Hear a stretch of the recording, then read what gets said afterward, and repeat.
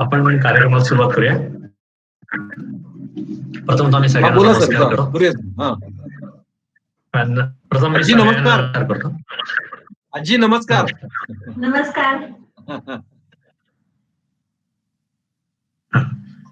चित्र, शिल्प, वास्तू, नाट्य, नृत्य, साहित्य या अभिजात कलेतील या विषयांवरील अंतरंग म्हणजेच सर्च ऑफ इनर टॅलेंट अर्थात शोध सुप्त प्रतिभेचा या कार्यक्रमाच्या 15व्या भागात आपणा सर्वांचे मी हार्दिक स्वागत करतो.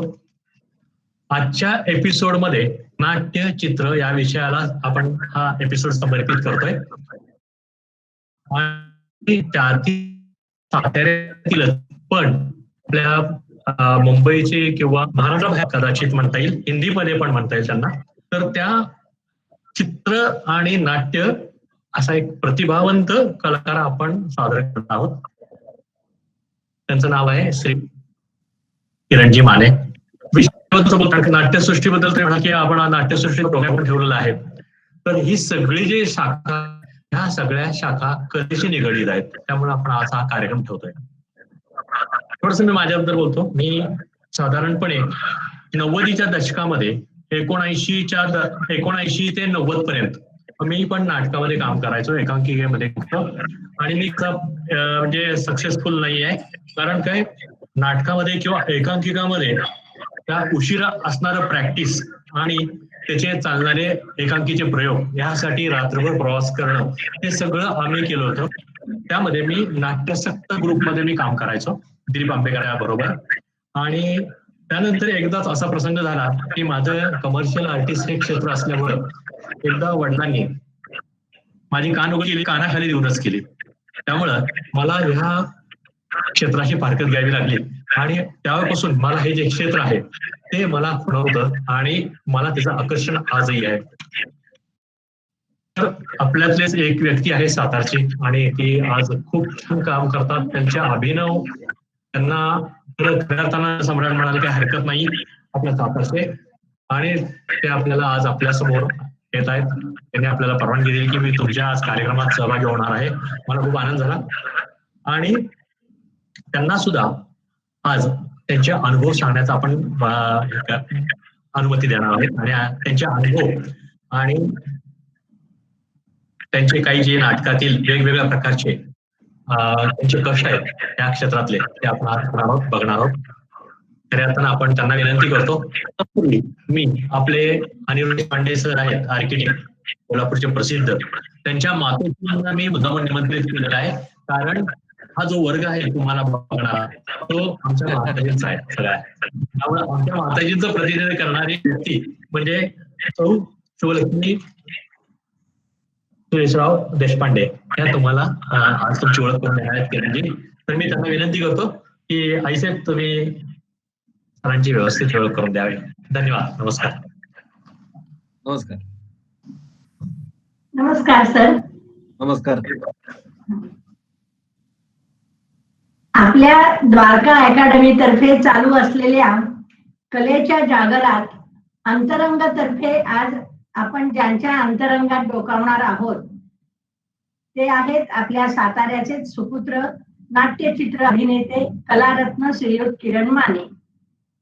माझा नाटकाशी संबंध फक्त एक प्रेक्षक म्हणून श्रीयुत किरण माने यांचा परिचय करून देण्याची जबाबदारी पंडित सरांनी माझ्यावर सोपवली. मी त्यानंतर श्रीयुत माने यांच्याबद्दल विचार करू लागले. आपल्यातीलच एक माणूस त्याच्या कशा जोरावर कुठे कुठे पोहोचतो ते पाहून मी अचंबित झाले. श्रीयुत किरण माने यांचा अत्यंत बोलका अभिनय, त्या भूमिकेत समरस होणे मी मालिकेतून, नाटकातून व चित्रपटातूनही पाहिले होते. आज या कलाकाराचा अभिनय प्रवास माझ्या समोर उभा राहिला. भारत सरकारच्या मनुष्यबळ विकास मंत्रालयातर्फे संपूर्ण भारतातून सर्वोच्च 10 कलाकारांमध्ये श्रीयुत किरण माने यांची निवड झाली व त्यांना शिष्यवृत्तीही मिळाली. येथून त्यांचा नाट्य प्रवास सुरू झाला. आज ते प्रायोगिक तसेच व्यावसायिक रंगभूमी, मालिका, चित्रपट आदी क्षेत्रात उत्तम अभिनेता म्हणून कार्यरत आहे. आपल्या अभिनयाच्या जोरावर किरण माने यांनी श्रीयुत चंद्रकांत कुलकर्णी, प्रदीप मुळे, केदार शिंदे, कुमार सोहोनी अशा अनेक नामवंत दिग्दर्शकांच्या मार्गदर्शनाखाली अनेक महत्वपूर्ण भूमिका साकारल्या आहेत. तसेच श्रीयुत प्रशांत दामले, अशोक सराफ, अमृता सुभाष, वंदना गुप्ते, मकरंद अनासपुरे अशा अनेक मान्यवर अभिनेत्यांबरोबर काम करण्याची संधीही त्यांना मिळाली. यशवंतराव चव्हाण, श्रीमंत दामोदर पंत, कान्हा इत्यादी चित्रपटात त्यांनी काम केले. या कला प्रवासात श्रीयुत किरण माने यांना अनेक मान सन्मान व पुरस्कार मिळाले आहेत.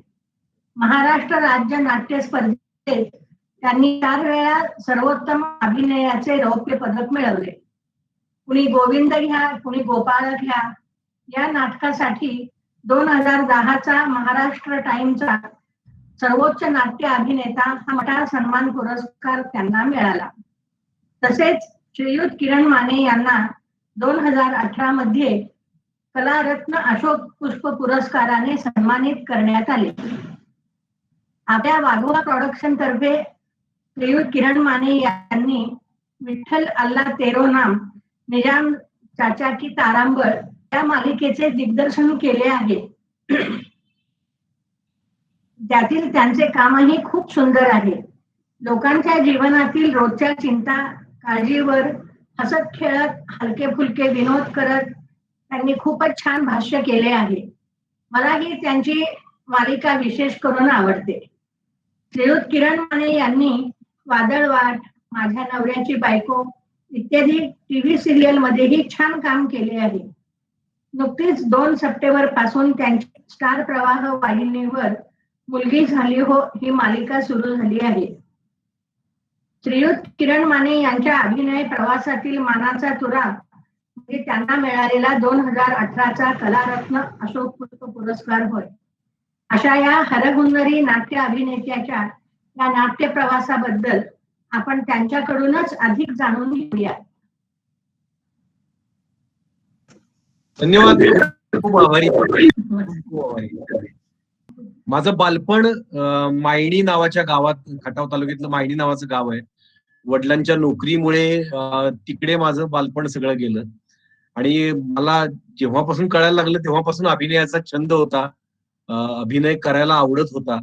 पण यात करिअर असं वाटायचं की आपण यात करिअर करावं. करिअर हा शब्द त्यावेळी माहिती नव्हता, पण अभिनय करायला आवडतो हे मला माहिती होतं. तेव्हापासून मी इथपर्यंत आज पोहोचलेलो आहे. तिथपासून आज मुंबईच्या मायानगरीत व्यावसायिक नाटक, सिरियल, सिनेमाच्या क्षेत्रात उभा राहिलोय. खूप मोठा प्रवास आहे. खूप मायणी ते सातारा, सातारा ते मुंबई अशी 2 स्थलांतरं माझी झाली. आणि आपल्या मराठी इंडस्ट्रीमध्ये, मराठी नाट्य क्षेत्रात किंवा सिरियल सिनेमा क्षेत्रात मी एकमेव असा कलाकार आहे की यात करिअर करण्यासाठी मी मुंबईला गेलो नाही. मी साताऱ्यात राहून माझं करिअर केलं. म्हणजे आज कुठलंही नाटक असेल किंवा सिरियल असेल किंवा सिनेमा असेल, मला साताऱ्यातून बोलवून घेऊन तिकडे काम देतात. आजपर्यंत माझी 10 व्यावसायिक नाटकं आली, बऱ्याच सिरियल्स आल्या आजपर्यंत येत आहेत, सिनेमे आले. हे सगळे मला साताऱ्यातून बोलवून घेऊन कामं दिली त्यांनी. हे एकमेव उदाहरण असेल मराठी इंडस्ट्रीतलं. पण हे सेट करण्यासाठी मला काही खूप वेगळ्या मार्गाने स्ट्रगल करायला लागला. ते मी तुमच्या बरोबर शेअर करेन. वेगळ्या मार्गाने प्रवास करायला लागला ते मी तुमच्या बरोबर शेअर करेन. तुम्ही पण मला काही विचारत राहा, म्हणजे मी बोलता होईन थोडासा वेगवेगळ्या विषयांवर. तुम्हाला ज्या विषयांवर माझ्याकडून ऐकायचंय ते मला तुम्ही विचारत राहा आणि मी बोलत राहीन. हा प्रवास करताना एक मला गोष्ट जाणवली, जी आपल्या कुठल्याही क्रिएटिव्ह क्षेत्रात, जरी तुम्ही आर्किटेक्ट मध्ये तुम्हाला करायचं असेल किंवा चित्रकलेत करायचं असेल, नृत्यात करायचं असेल, अभिनयात करायचं असेल, कुठल्याही क्षेत्रात पॅशनेटली क्रिएटिव्ह क्षेत्रात जेव्हा करिअर करायचं असतं, मी मुद्दाम क्रिएटिव्ह क्षेत्र म्हणतोय कारण आर्किटेक्चर हे क्रिएटिव्ह क्षेत्र आहे असं मला वाटतं सगळ्यांना मान्य असेल की ते इनोव्हेशन आहे, क्रिएशन आहे. हे तर तुम्हाला सगळ्यांना मान्य असेल, हो की नाही? म्हणजे डेफिनेटली सर. तर हे क्रिएटिव्ह क्षेत्र आहे. म्हणजे तुम्हाला समजा आर्किटेक्चर मध्ये एखादं काम आलं तर तुम्हाला, मला असं वाटतं की एखादा पॅशनेट किंवा क्रिएटिव्ह आर्किटेक्ट असतो तो ठोकळेबाज काम कधी करत नाही, पुस्तकात आखून रेखून दिलेलं किंवा चौकटीत बसणारं काम कधी करत नाही. म्हणजे माझे कित्येक आर्किटेक्ट मित्र ते आधी समोर आलेल्या क्लायंटला विचारतात की तो काय करतोय. आता समजा माझं घर, माझ्या घराचं तुम्हाला डिझाईन करायचंय, तर तुम्ही विचार कराल की या माणसाला नाटकाची आवड आहे, असं पॅशन नाटकात आहे, आणि माझी बायको गृहिणी आहे, उत्तम गृहिणी आहे, तर मग घराचं किचन कसं असेल, त्याची लिव्हिंग रूम कशी असेल, किंवा काय कुठे काय कशी रचना असेल त्याची, ही घरातल्या माणसांना बघून, त्यांची आवड निवड बघून, त्यांचा स्वभाव बघून तुम्ही कराल असं मला वाटतं. म्हणजे कुठली क्रिएटिव्ह किंवा आर्किटेक्ट असेल तो ठोकळेबाज रचना करणार नाही की एखाद्या म्हणजे समजा एखादा स्पेअर पार्टचं दुकान असणार एखाद्या व्यावसायिक आहे, त्याचं घर आणि माझं घर सेम नसेल असं मला वाटतंय. मला तुमच्या क्षेत्रातली कमी माहिती आहे, पण हे बरोबर आहे ना मी सांगतोय ते? Of course sir, absolutely. तर तसंच अभिनयाच्या क्षेत्रात सुद्धा ते हे करताना क्रिएटिव्ह क्षेत्र आहे हे पण खूपच, कारण एक आयुष्य आम्ही उभं करतो. म्हणजे आता लेटेस्ट मुलगी झाली हो मध्ये काम करतोय, नकारात्मक भूमिका करतोय मी, खलनायक करतोय त्यात, की त्याला मुलगी नको असते घरात आणि मुलगा हवा असतो, आणि बायकोला तर पहिल्या 2 मुली झालेल्या असतात, त्यामुळे मी सगळ्यांना हेट करत असतो, त्या मुलींचा द्वेष करत असतो. अशी एक भूमिका आहे. ती भूमिका करतानाचा वेगळा अभ्यास आहे, वेगळं क्रिएशनच आहे. तो एक अख्खं कॅरेक्टर ती उभं करणं, जसा मी नाही तसं कॅरेक्टर मला उभं करायचंय. माझ्या नवऱ्याची बायको तुम्ही सिरियल बघितली असेल तर ती माझ्या बहिणीसाठी झगडणारा भाऊ, बहिणीच्या हक्कासाठी, आणि बहिणीला आधार देणारा भाऊ, अशी भूमिका मी केली होती. एकदम वेगळी भूमिका होती ती, सकारात्मक भूमिका होती. तर हे वेगवेगळं क्रिएशन असतं. जसं तुम्ही आर्किटेक्चर मध्ये करताना वेगवेगळं क्रिएशन असतं, तसं हे वेगवेगळं क्रिएशन असतं. आणि हे उभं करण्यासाठी स्वतःला घडवणं, स्वतःचा मेंदू घडवणं हे फार गरजेचं असतं. तर मी हा स्ट्रगल करताना साताऱ्यातून राहून मुंबईत स्ट्रगल करायचा, तर मला थोडा जास्त स्ट्रगल करायला लागला. तर मी स्ट्रगलच्या व्याख्या अशा ठरवल्या. स्ट्रगल म्हणजे बरेच जण सांगतात मी मुंबईला कसा गेलो, मग तिथे चाळीत कसा राहिलो, किंवा रस्त्यावर फुटपाथवर कसा झोपलो, वडापाव खाऊन दिवस कसे काढले. या स्ट्रगलपेक्षा मला असं स्ट्रगल करायचं होतं की स्ट्रगल, मी अशी व्याख्या केली की स्ट्रगल 2 प्रकारचा असतो. एक म्हणजे तुमच्या टॅलेंट निर्माण करण्यासाठीचा स्ट्रगल, जो खूप मोठा स्ट्रगल आहे. म्हणजे तुम्हाला आर्किटेक्चर शिकायचं असेल तर त्याचं टॅलेंट निर्माण करण्यासाठीचा स्ट्रगल आधी खूप मोठा स्ट्रगल आहे. प्रचंड वाचन केलं पाहिजे, प्रचंड अभ्यास केला पाहिजे, वेगवेगळ्या गोष्टी तुम्हाला प्रत्यक्ष जाऊन बघितल्या पाहिजेत, प्रॅक्टिकल नॉलेज मिळवलं पाहिजे. तसंच अभिनयात पण आहे. अभिनयातला अभ्यास खूप मोठा आहे. म्हणजे अभिनय स्तानिस्लावस्की नावाचा मोठा आमचा अभिनय गुरु आहे, त्यानं पूर्वी कधीतरी लिहून ठेवलेले ग्रंथ आहेत अभिनयावरचे. भरत मुनींनी आपल्या नाट्यशास्त्रावरचे ग्रंथ लिहून ठेवले, त्याचा सगळ्याचा अभ्यास. आणि आपले जे कलाकार करतायत आता सध्या किंवा त्यावेळी करत होते ते, किंवा जुने कलाकार यांनी करून ठेवलेल्या भूमिका, त्याचा अभ्यास. हॉलिवूडचे काही नट असतील, जागतिक सिनेमांमधले काही नट असतील, त्याचा अभ्यास करून आपण स्वतःला घडवणं म्हणजे काय, स्वतःचं मन आणि मेंदू घडवणं. की म्हणजे ते मी हे जे बोलतोय हे फक्त अभिनयापुरतं मर्यादित धरू नका. हे तुमच्या क्षेत्रात, तुम्ही ज्या ज्या क्षेत्रात काम करत असाल त्या त्या क्षेत्रात सुद्धा हे तेवढंच गरजेचं आहे की मन आणि मेंदू घडवणं आपला त्या क्षेत्रासाठी. अभिनयाचं माझं असेल किंवा आर्किटेक्चर असेल, त्या क्षेत्रासाठी तो खूप मोठा स्ट्रगल मी आधी केला. पंडित सत्यदेव दुबेंचं वर्कशॉप केलं, विजय मेहतांचं वर्कशॉप केलं अभिनयावरचं, वेगवेगळी पुस्तकं वाचली त्याच्यावरचं, आणि प्लस मी इकडे नाटकांचे प्रयोग करत राहिलो, वेगवेगळी नाटकं बसवत राहिलो. ती नाटकं करताना पण मी ठोकळेबाज नाटकं करणं टाळलं. म्हणजे जी पूर्वीच्या लेखकांनी लिहिली तीच नाटकं, तेच जुनी पुस्तकं काढायची आणि तीच नाटकं करत राहायचं, असं एक नाट्य क्षेत्रात प्रवाह सुरू असतो. पण मी काय केलं की मी माझ्याकडचे लेखक तयार केले. आत्ता जे आपल्या अवतीभोवती सुरू आहे त्या विषयांवरची नाटकं मी बसवली. ती बसवल्यानंतर ती चांगली व्हावीत, उत्तम महाराष्ट्रभरातल्या वेगवेगळ्या नाटकांची स्पर्धा करतील अशा पद्धतीचा त्याचा दर्जा असावा, अभिनयाचा दर्जा असावा, दिग्दर्शनाचा दर्जा असावा, लेखनाचा दर्जा असावा, यासाठी प्रयत्न केले. मग ते नाटकांचे प्रयोग मी मुंबईत जाऊन केले, पुण्यात जाऊन केले, महाराष्ट्रभर केले, आणि मग हळूहळू मला नाव मिळायला लागलं, आणि मग मला ती मुंबईतली कामं मिळायला लागली. तर पहिला स्ट्रगल असतो तुम्ही स्वतःला घडवण्याचा स्ट्रगल. दुसरा स्ट्रगल असं तुम्ही जे काही स्वतःला घडवलंय ते जाणकारांपर्यंत पोहोचवण्यासाठीचा स्ट्रगल. जसं मी मुंबईत त्याचे प्रयोग केले, मग मी त्या प्रयोगांना मोठमोठ्या दिग्दर्शकांना बोलवायला लागलो आणि ते जाणकारांपर्यंत बघा माझं टॅलेंट वाटतंय तुम्हाला तर मला बोलवून घ्या, वाटत नसेल तर मला नका बोलवू. एवढं साधं सोपं गणित होतं ते. आणि अशा पद्धतीने मी स्ट्रगल करत करत पुढे गेलो. तर हा खूप ऍक्च्युली सांगताना मी थोडक्यात सांगितलंय, पण हा प्रवास बघितला तर खूप मोठा आहे. मला वाटतं तुम्ही तुमच्यातले आर्किटेक्चर फील्ड मधलेच सगळे आहेत ना? आर्किटेक्ट फील्ड मध्ये आहेत, फाईन आर्टिस्ट आहेत हा आणि काही स्टुडंट पण आहेत, असे सगळे लोक आहेत. हा, तुम्ही विचारत राहा मला. आता आर्किटेक्ट फील्ड मधले आणि फाईन आर्टिस्ट मधले म्हणजे मगाशीच माझा मुस्कानशी बोलताना विषय झाला. मुस्कान माझ्या मित्राची मुलगी जी आर्किटेक्चर मध्ये शिक्षण घेते, स्टुडंट आहे ती. तर ते बरोबर आहे. बोलताना विषय झाला की आर्किटेक्चर मध्ये तुम्ही असाल तर तुम्ही फाउंटन हेड वाचलाय का, असं मी पहिल्यांदा विचारलं. तर आपल्यातल्या मला वाटतं बऱ्याच जणांनी वाचलं असेल. हा हा. तर फाउंटन हेड विषयी तुम्हाला आता माहितीच असेल की त्यातल्या नायकांना आर्किटेक्चरच्या आर्किटेक्ट फील्ड मधल्या जुन्या सगळ्या संकल्पना ज्या चौकटी होत्या त्या मोडीत काढल्या आणि स्वतःची इनोव्हेशन्स निर्माण केली. अगदी बरोबर. हा. तर त्याचं ते जे कॉन्ट्रीब्युशन आहे आर्किटेक्चर फील्ड मधलं त्या माणसाचं, तसंच आर्टमध्ये पेंटिंग म्हणाला तुम्ही, फाईन आर्ट म्हणाला, पण व्हॅनगॉग विषयी पण माहिती असेल की व्हॅनगॉगनी सुद्धा या सगळ्या चौकटी मोडल्या आणि स्वतःचं क्रिएशन निर्माण केलं. हो. तसंच अभिनयात सुद्धा तुम्ही तो दर्जा जर समोर ठेवला, आपण काय आपल्यातला प्रत्येक जण काय फाउंटेन आपल्यातला प्रत्येक जण ते होऊ शकत नाही की व्हॅनगॉग होऊ शकत नाही, पण कामाचा दर्जा एक आपण मार्क सेट केला आणि त्यानुसार आपण स्वतःला घडवायला गेलो ना, तर मग आपण सॅटिस्फाईड राहत नाही केलेल्या कामात. आपण थोडंसं अतृप्त असणं गरजेचं असतं जर प्रगती करायची असेल तर आत्ताच्या कामावरती. मला अजूनही वाटतं, मी आजही मुलगी झाली मध्ये काम करतो, मला असं वाटतं की नाही मला अजून थोडं जास्त चांगलं काम करायचंय, कारण तो मार्क सेट केला तो खूप वरचा सेट केलाय. तर तो सेट करताना तो तशा पद्धतीने सेट केला तर आपण खूप काम करत राहतो, चांगलं काम करत राहतो आणि रोज नवनवं शिकत राहतो. आणि अभिनयाच्या क्षेत्रात आज अमिताभ बच्चनला सुद्धा नवीन काम करायचं असेल या 80व्या वर्षी वयाच्या, तरी सुद्धा त्याला 75-80 वय आहे त्याचं, पण तरी सुद्धा त्याला नवीन फिल्म सुरू करताना शून्यातून सुरुवात करावी लागते. मी पूर्वी अमिताभ बच्चन होतो असं म्हणून चालत नाही की मी केलं एकदा दीवार, मी एकदा मुकद्दर का सिकंदर केलाय असं म्हणून चालत नाही. त्याला आता पुन्हा नव्यानं ते कॅरेक्टरचा अभ्यास, कारण अभिनय शैली बदलली, जीवनशैली बदलली आहे.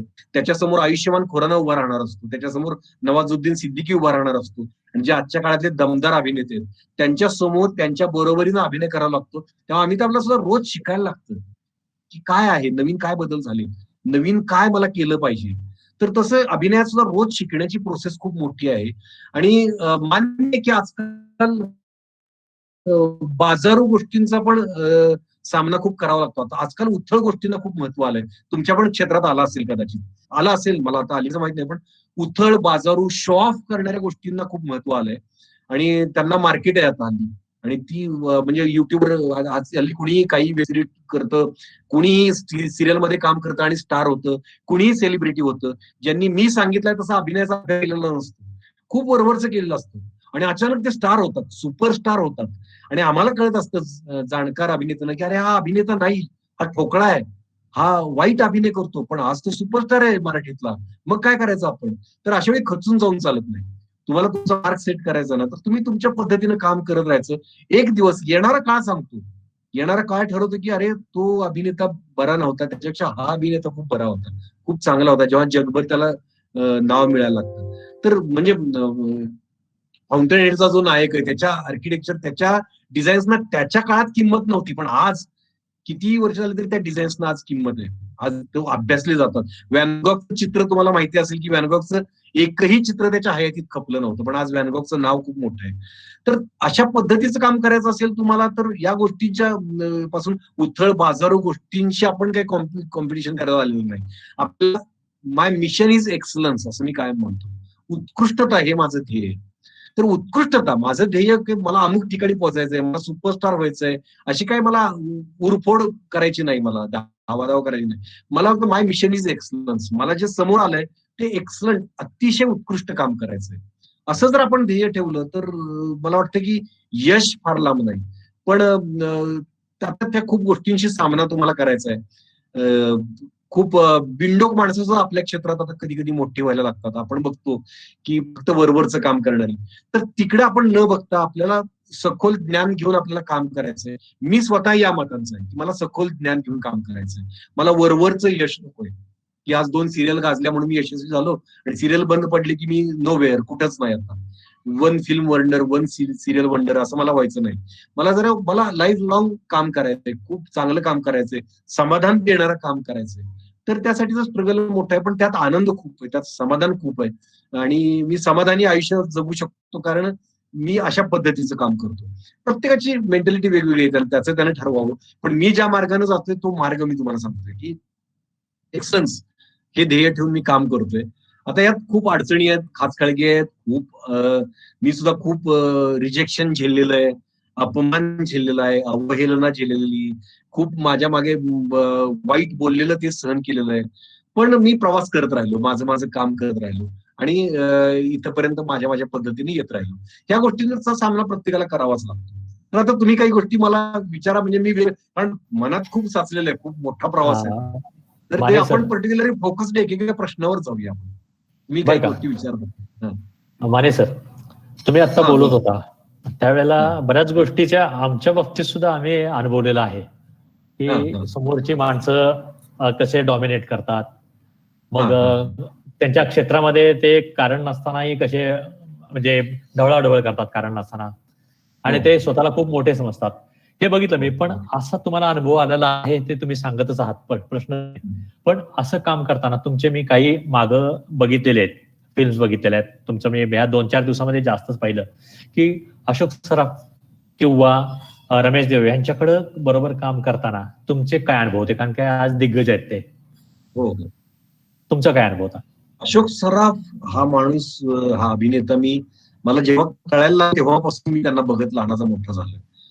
म्हणजे पहिले अभिनेते मी मायनीसारख्या खेडेगावात राहिलो, तंबूतला सिनेमा बघितलाय. त्यामुळे अभिनेता म्हणजे कोणतरी निळू फुले, अशोक सराफ, दादा कोंडके आणि अमिताभ बच्चन, याच्या पलीकडे मला काय माहित नव्हतं. त्यांचाच अभिनय बघत बघत लहानाचा मोठा झालो.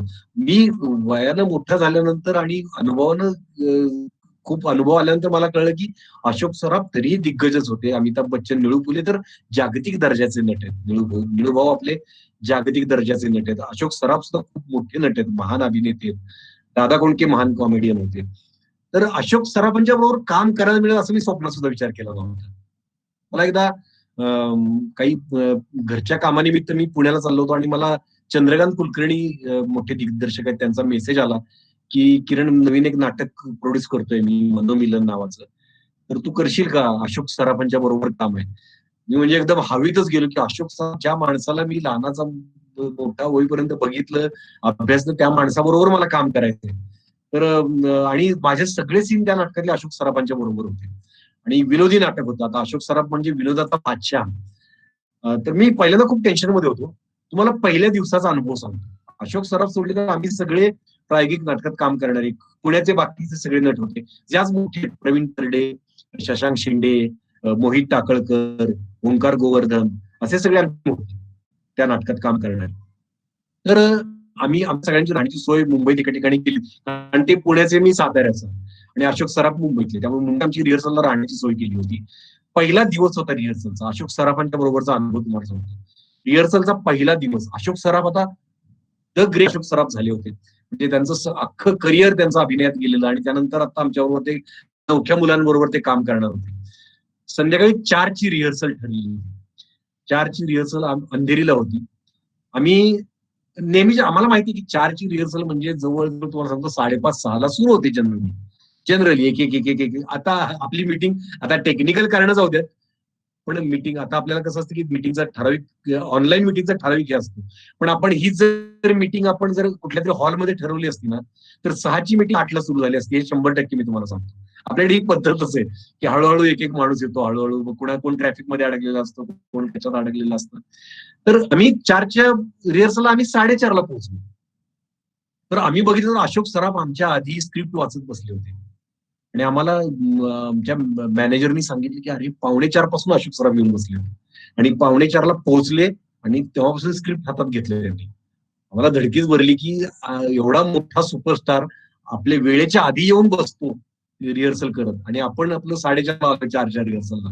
आम्हाला गिल्टी फिलिंग आलं, ते गिल्ट मनात निर्माण झाली की अरे एवढा मोठा तेव्हापासून आम्ही 4च्या रिहर्सलला 3:30ला बसायला लागलो.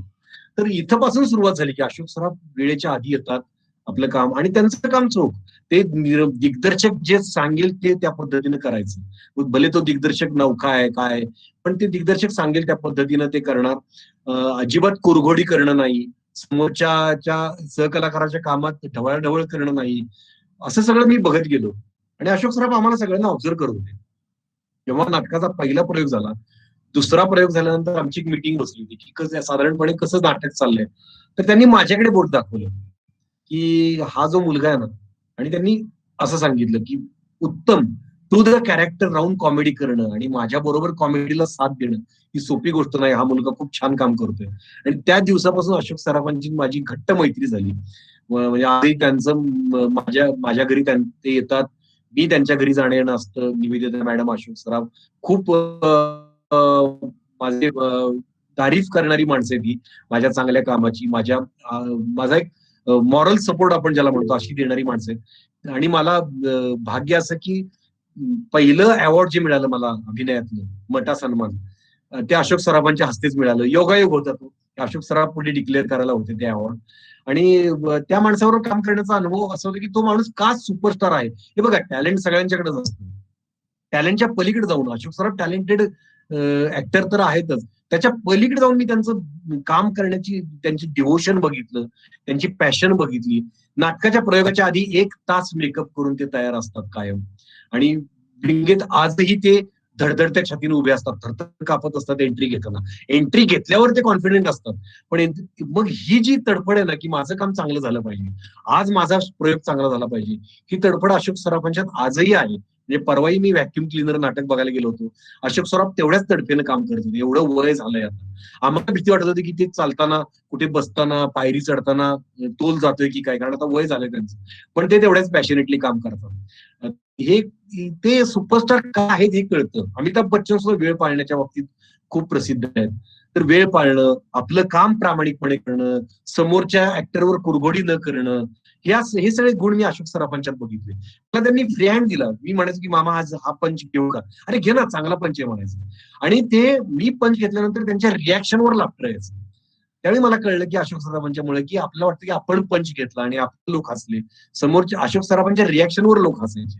What is acting, acting is reacting, हे मला त्यावेळी पहिल्यांदा कळलं की रिॲक्शनवर तुमच्या परफॉर्मन्स असतो. नुसती वाक्य काय कुणीही म्हणतं. सिरियलमध्ये तुम्ही बघितलं तर सिरियलमध्ये नुसते डायलॉग म्हणणारे नट पैशाला 50 आहेत, पण मग त्यातनंच एखादा नवाजुद्दीन सिद्दीकी, त्यातनंच एखादा आपला सुशांत सिंग राजपूत सारखा चांगला कलाकार टीव्हीतनच आला, शाहरुख खान टीव्हीतूनच वर आला. हे का वेगळे नट वर आले? इरफान खान टीव्हीतूनच आलेला नट होता. हे का आले? तर हे त्यांना माहित होतं की ऍक्टिंग म्हणजे फक्त डायलॉग म्हणणं नाही, तर एक कॅरेक्टर उभं करणं आहे, त्याची मानसिकता, भावनिकता समजून घेऊन त्या भावना इमोट करणं आहे. खूप मोठा अभिनयाचा डोलारा आहे. तो सांभाळणं अवघड काम असतं. ते ज्याला जमलं त्याला अभिनयात करिअर जमलं. ते अशोक सराफांच्याकडून मी शिकलो. तुम्ही अशोक सराफांच्या बद्दल मला विचारलं. मी नंतर स्मिता तळवलकर, भक्ती बर्वे इनामदारांच्या बरोबर काम केलं, अतुल कुलकर्णी बरोबर काम केलं, किशोर कदम बरोबर काम केलं, अमृता सुभाष बरोबर काम केलं. वेगवेगळ्या नटांचे वेगवेगळे अनुभव आले. पण खूप चांगले अनुभव होते, काही वाईटही अनुभव होते. काही ऍक्टर ढवळाढवळ करणारेही असतात. म्हणजे एक मराठीतला मोठा सुपरस्टार आहे, मी त्याचं नाव नाही घेणार, पण त्याच्याबरोबर मी एक नाटक केलं. तर त्यानं स्क्रिप्टमध्ये प्रचंड ढवळाढवळ केली की माझ्यापेक्षा कोणाचं काम चांगलं होऊ नये म्हणून त्यानं प्रचंड स्क्रिप्टमध्ये बदल करायला लावले. तो कायम भीती त्याला ही असायची की माझ्यापेक्षा तो चांगलं काम करतोय का. आणि मग मला त्या मराठीतल्या सुपरस्टारचं अधपतन नंतर का झालं आणि त्यानं इतके सिनेमे करूनही आज त्याचं नाव एवढं का घेतलं जात नाही, याची कारणही आपल्याला कळतात. म्हणजे कोणाच्या अपयशाचं कारणही कळतं, यशाचं कारणही कळतं.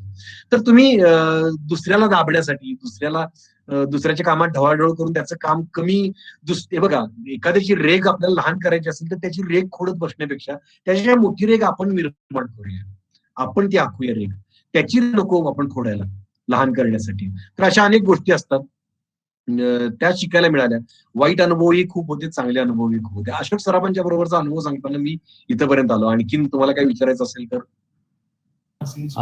किरण सर, हा बोला. आपण एक व्हिडिओ बघूया. तुमची ती 2च मिनिटं.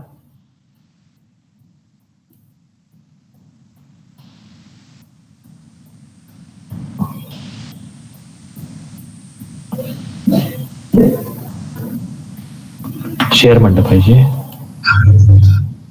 हॅलो, सगळ्यांना दिसते का व्हिडिओ? हॅलो, सगळ्यांना दिसतंय का? नाही सर, प्रेझेंटेशन करतोय. नाही सर, नाही सर, नाही दिसत. नाही. शेअर म्हणते. शेअर व्हिडिओ दिसत नाहीये स्क्रीनवरती. माने साहेबच आहे. दिसतंय दिसतंय. बर, आता दिसतंय? पहिल्यापासून लावतो. हा, दिसतंय आता. पहिल्यापासून लावतो नाही का? पहिल्यापासून लावतो. हा, त्यांनी लावलंय का?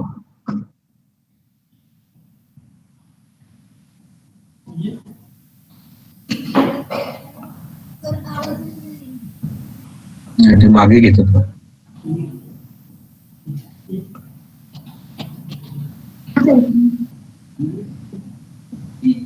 सर व्हिडिओचा आवाज येत नाही. हॅलो, आवाज येत नाहीये?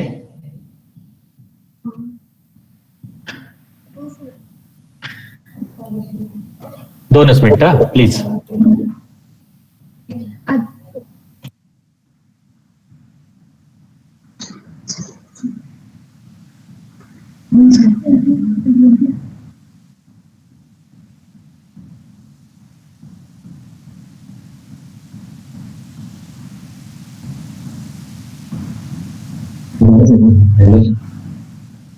एवढंच आहे.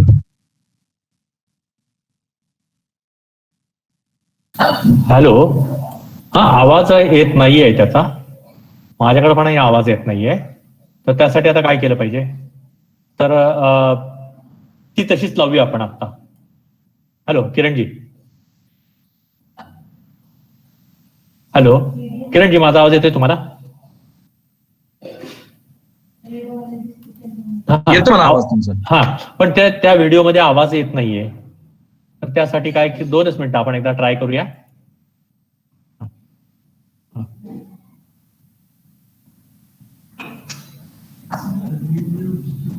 आवाज येतोय? आवाज नाही येत. नाही येत. बघूया, तो तसाच बघूया.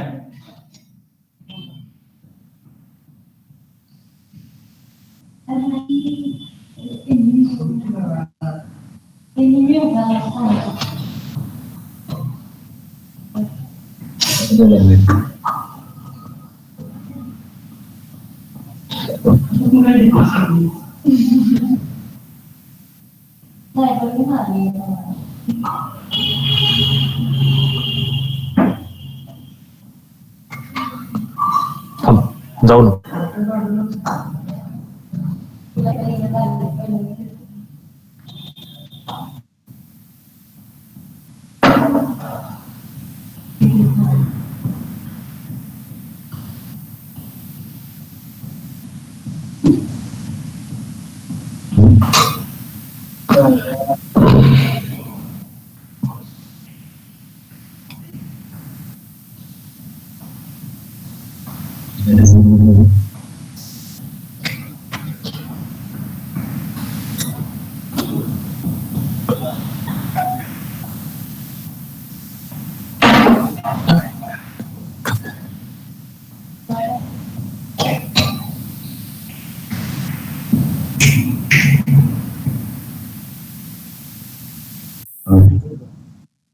व्हिडिओ दिसतोय.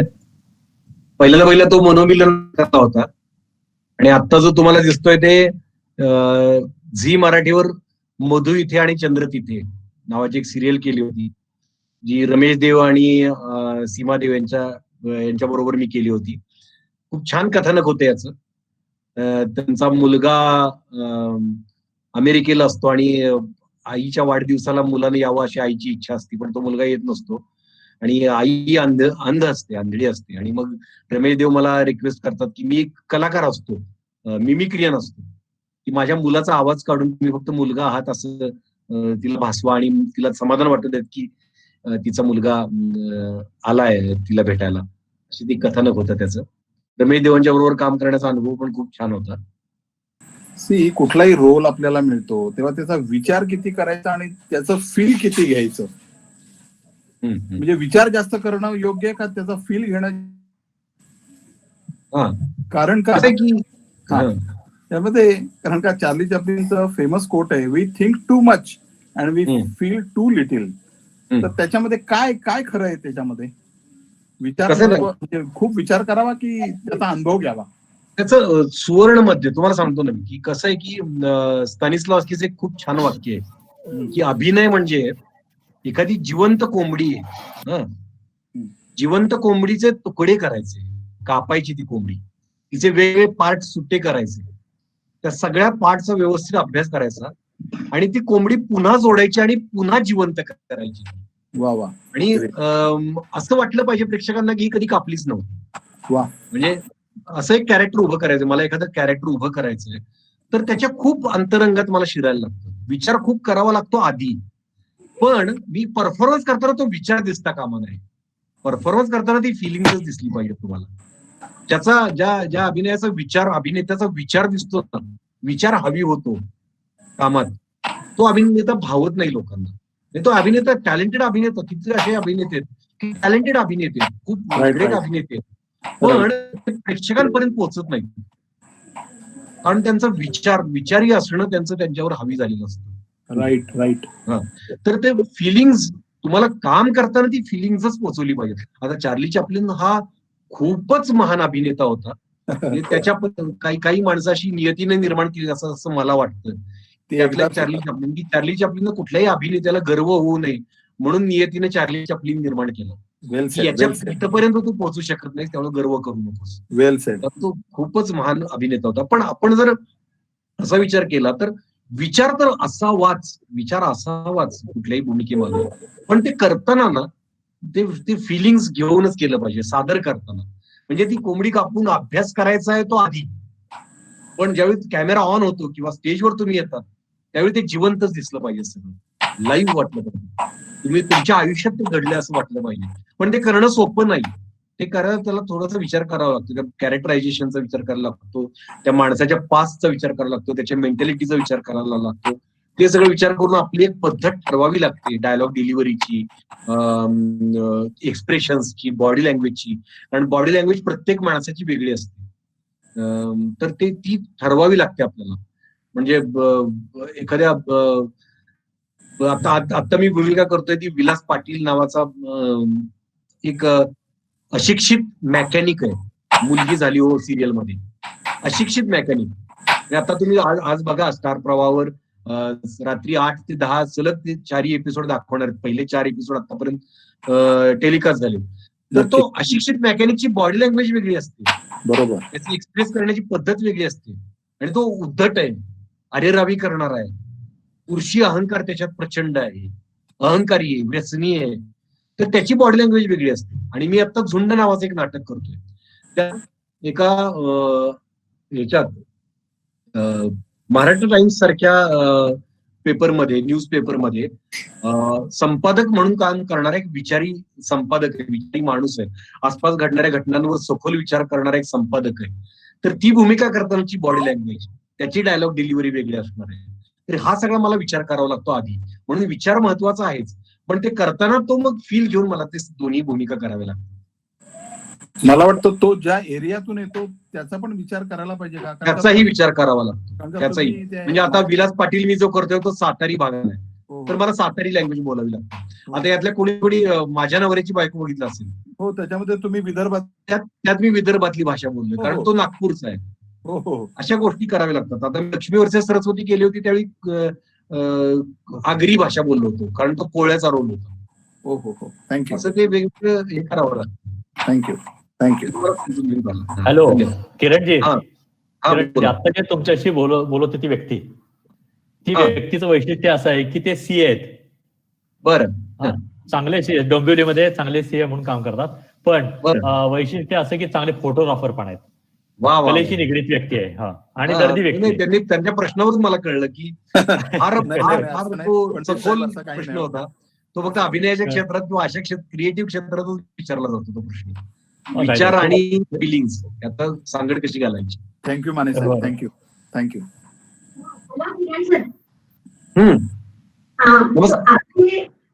ते निजाम चाचा की तारांबळ हे जे मालिका आहे मला ती खूप आवडली.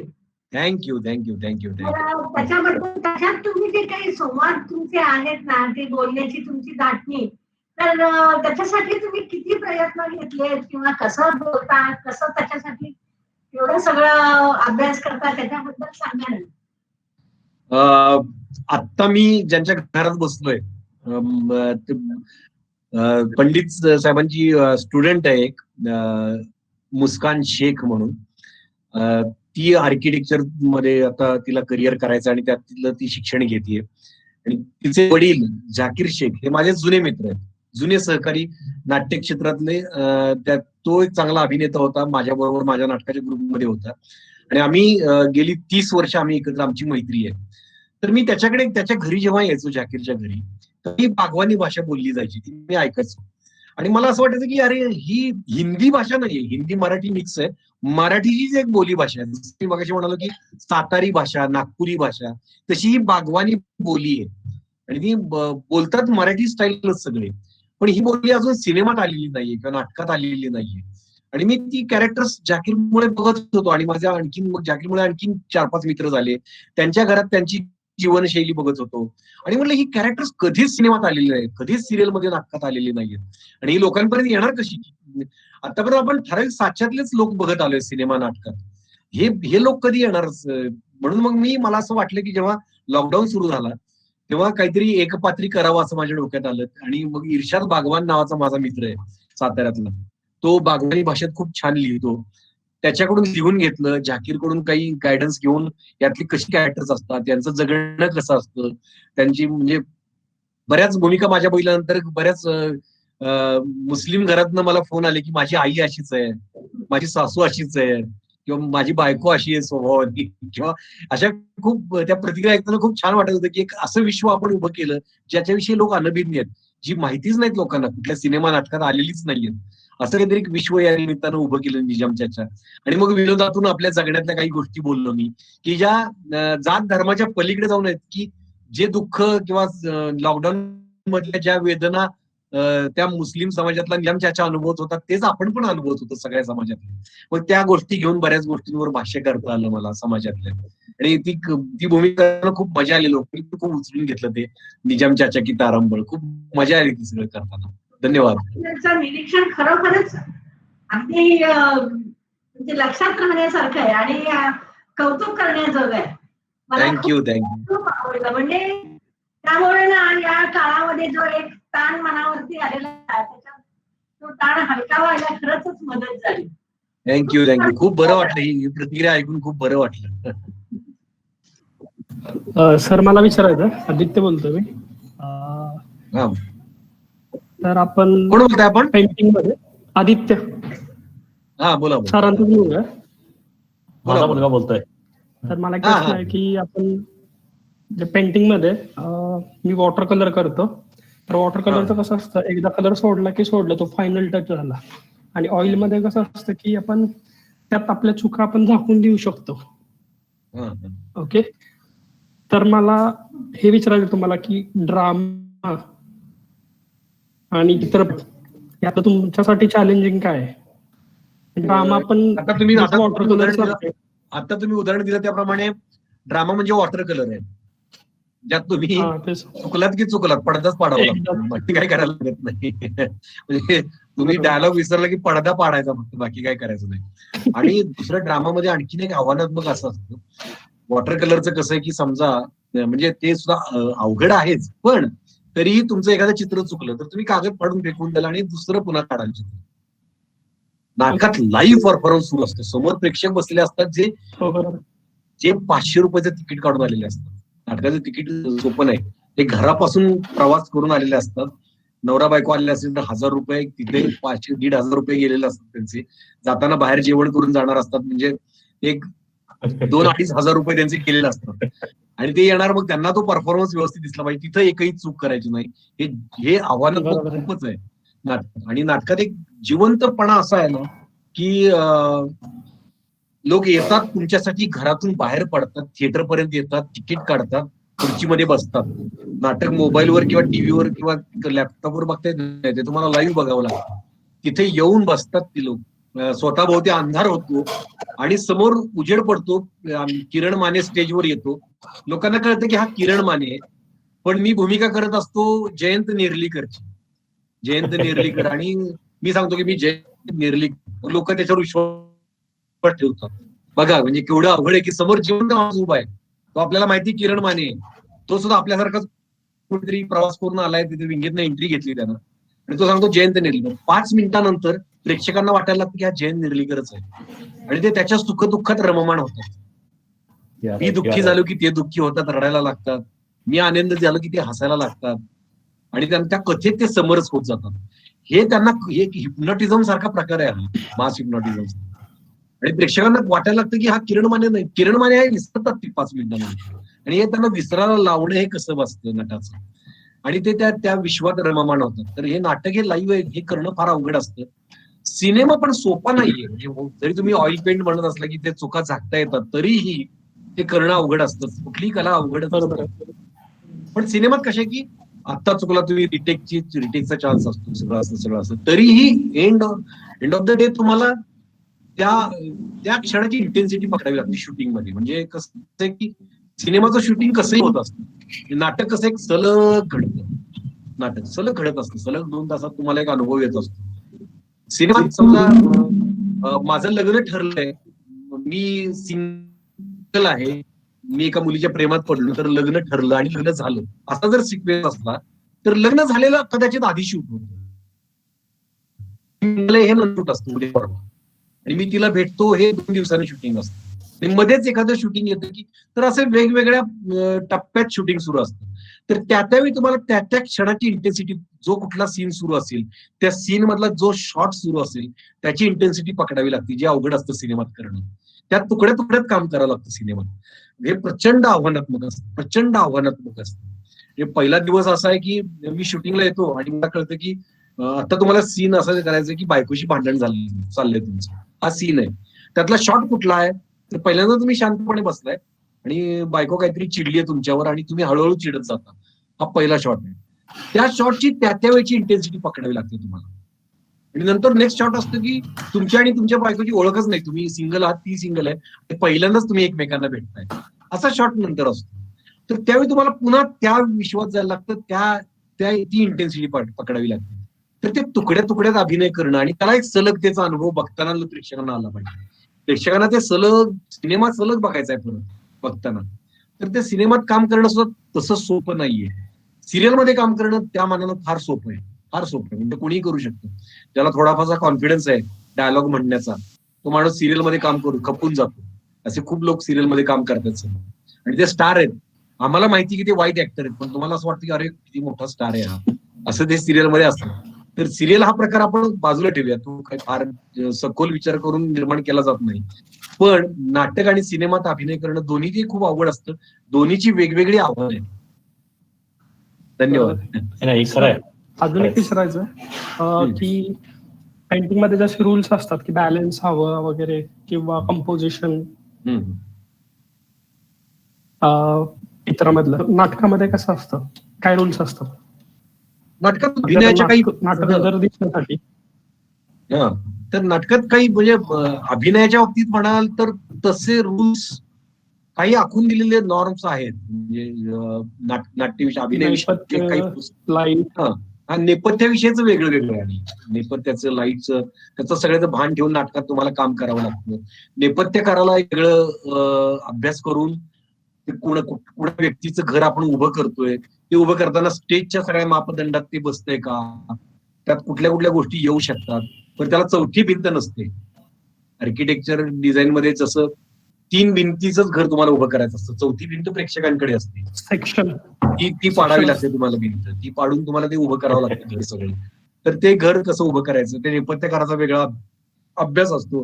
किती लोकेशन्स आहेत, मग सेट चेंज करताना काही जुजबी गोष्टी चेंज करून सेट चेंज करता येईल का, अशा बऱ्याच. सिनेमाचं सेट करणं वेगळं असतं, सिरियलचं सेट करणं वेगळं असतं आणि नाटकाचं नेपथ्य उभं करणं वेगळं असतं. असे वेगवेगळ्या गोष्टींचे वेगवेगळे प्रकाश योजनेत सुद्धा खूप वेगवेगळे अभ्यास आहेत की कोणावर कुठला लाईट हवा, तो कुठल्या रंगाचा हवा, तो कितपत इंटेन्सिटीनं हवा, खिडकीतून प्रकाश येतोय, समजा रात्रीचा सीन आहे, स्ट्रीट लाईटचा खिडकीतून आत प्रकाश येतोय, तो कसा दाखवायचा, घराशेजारनं गाडी निघून गेली रात्रीच्या वेळी तर तो लाईट घरावर पडतो, तो लाईट कसा दाखवायचा, असे वेगवेगळे प्रकाश वेगवेगळे करतात लोक नाट्य क्षेत्रात. असे बरेच गोष्टी आहेत ज्याच्या काही घालून दिलेले नियम आहेत, पण हे सगळे नियम शिकून नियम मोडण्यात एक वेगळीच मजा असते. म्हणजे जनरली आपण म्हणतो की दुःख झाल्यावर माणूस रडतो, पण एखाद्या अभिनेत्याला वाटतं की मी हसलोच तर काय होईल. अति दुःख खूप वेदना आल्यावर कधी कधी माणूस हसतो बघा, की काय नशिबानं वाढलं माझ्या आयुष्यात, असं म्हणून हसतो. पण त्या हसण्याला एक वेगळी छटा असते. ते चौकट मोडून सुद्धा अभिनय करण्यात कधी कधी मजा असते. आडताल ज्याला म्हणतात, संगीत क्षेत्रात आडताल म्हणतात, अनवट वाट म्हणतात, राग म्हणतात. तसं हे अभिनयातले सुद्धा अनवट प्रकार आहेत जे कोणी केलेले नाहीत, तसे करून बघायला खूप वेगळी मजा येते कधी कधी. तसेच तुम्ही पेंटिंग मध्ये सुद्धा काही नियम मोडून कधीतरी काहीतरी करता, एक वेगळीच मजा येते. म्हणजे आर्किटेक्चर मध्ये फाउंटन हेडनं जसे नियम मोडले सगळे आणि वेगळंच स्वतःच उभं केलं, तसं करण्यात पण कधी कधी वेगळी मजा आहे. पण त्यासाठी आधी नियम शिकणं गरजेचं आहे. नियम न शिकता तुम्ही मोडू शकत नाही. नियम आधी शिका, काय चौकटी आहेत त्या शिकल्या पाहिजेत, आणि मग ती चौकट मोडण्याला सुद्धा एक कॅल्क्युलेटेड रिस्क असते, ती घेतली पाहिजे. वेड्यासारखं करून काही नाही चालत. भान ठेवून ठरवायचं मी काय करणार आहे, आणि बेभानपणे ते करायचं. असे आपली सगळी कलेची क्षेत्र असतात. धन्यवाद. आणखी कोणाला काही? हॅलो सर, निलेश बोलतोय. हा निलेश म्हणजे आपला निलेश हॅलो, हा निलेश, हाय हाय हाय, बोल. चित्रपट किंवा सिरियल मध्ये जे नवीन कलाकार येण्यासाठी इच्छुक असतात त्यांच्याकरता काय स्किल असायला हवं, त्यांच्या किंवा कुठली अशी कला जोपासायला हवी? मी आता तेच सांगितलं ना की तुम्हाला स्ट्रगल स्वतः अभिनेता म्हणून हा प्रश्न इतका मोठा आहे ना की याचं उत्तर फार मोठं आहे. पण अभ्यास केला पाहिजे अभिनेता म्हणून. अभिनेता म्हणून अभ्यास तर केलाच पाहिजे अभिनयाचा, आणि इतर सगळ्या गोष्टींशी तुम्हाला रिलेटेड राहिलं पाहिजे. कारण तुम्हाला एक जगणं उभं करायचं असतं, कुठलेही कॅरेक्टर येईल त्याचं जगणं. त्यामुळे समाजाचं वाचन पाहिजे. कुठली तुम्ही संकुचित दृष्टी ठेवून नाही जगलं पाहिजे, संकुचित भावनेनं नाही जगलं. तुमचे डोळे जरा उघडे ठेवले पाहिजेत, मन मेंदू साफ ठेवलं पाहिजे आणि बघितलं पाहिजे. जसं तुम्हाला एखादा रंग तयार करायचा असेल, नितळ पाणी जे असतं ना त्यात जो रंग टाकेल तो पाणी तो रंग घेतो.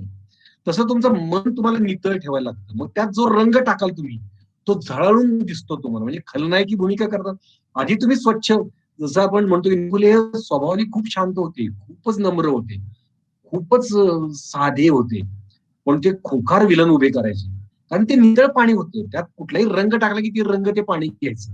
तुमचं पाणीच गढूळ असलं तर ते वेगळाच रंग घेतो कुठला तरी.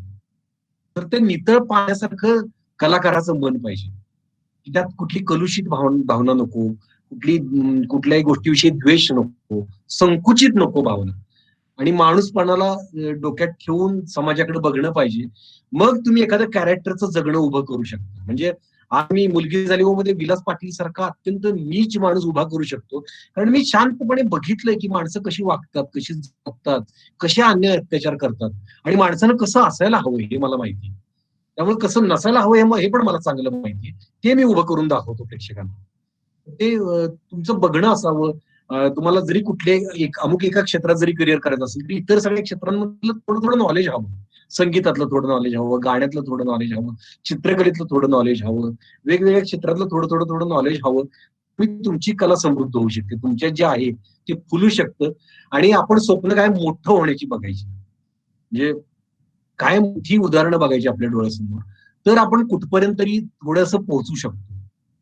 नाहीतर मग चाकुरीबद्दल जगणं तर सगळं जगच जगतं. त्यात आपण जगायचं असेल तर त्यासाठी असे मिटिंग वगैरे घेण्याची काहीच गरज नाही. जगत राहायचं आपलं रोज येईल तसं आयुष्य. तर आपल्याला त्यापेक्षा वेगळं जगायचंय तर मग, आणि समृद्ध जगायचं, रसरशीत जगणं ज्याला म्हणतो ना ते जगायचं. संगीत, नृत्य, नाटक, अभिनय सगळ्यातला आनंद घ्यायचा, माणसांशी बोलायचं, माणसांशी संवाद साधायचा, माणसांची दुःख वेदना समजून घ्यायच्या, त्याचा एक वेगळा आनंद आहे, समृद्ध जगणं आहे. ते घ्यायचं, मग कलाकार आपोआप समृद्ध होतो. अजून एक प्रश्न आहे. आता आपण ऑडिशन प्रोफाईल कोणाला सेंड करतो तेव्हा आपल्याला माहिती ऍक्च्युली की समोरच्याला कुठलं कॅरेक्टर हवंय, कशा करता हवंय. तर एक नॅचरल किंवा एक कॉमन असं कुठलं स्किट करावं की जे कुठेही सूट होऊ शकतं किंवा त्याच्यावर. मी काय म्हणतोय, तू जे बोलतोस ना निलेश, ते काम मिळवण्याविषयी बोलतोय सिरियल मध्ये. ओके, सिरियल मध्ये तुला ऑडिशन सिरियल मध्ये काम करण्यासाठी. ओके, त्यासाठी बोलतोस ना तू, काय करायला हवं इन जनरल कुठं, म्हणजे सिनेमाचं असेल ऑडिशनचं किंवा सिरियलचं, दोन्ही पण. मी काय म्हणतोय, माझा प्रश्न वेगळा, माझा मुद्दा वेगळा आहे निलेश. मी म्हणतोय काम मिळवायला का जातोस आधी तू अभिनेता म्हणून घड ना स्वतः. लक्षात का तुझ्या, की आता आपल्याकडे काय झालं ना, की गावोगावी सिरियल्स निर्माण होत आहेत, गावोगावी सिरियलची शूटिंग चाललेली आहे, त्यामुळे कुणालाही काम मिळतंय. त्यामुळे आपल्याला काय वाटतं की लगेच आपण ऑडिशन द्यावी, काम करावं. आणि दिसला माणूस टीव्हीवर की तो लगेच फेसबुकवर टाकतो की मी अमुक अमुक सिरियल मध्ये आहे आणि तो सेलिब्रिटी होतो. तसं नसतं ते लाईफ. नट तसं नाही होत आहेत. सिरियल संपली की तुम्हाला लोक विसरतात. नट सिरियल मध्ये काम मिळालं म्हणजे ऍक्टिंग मध्ये करिअर झालं असं नसतं.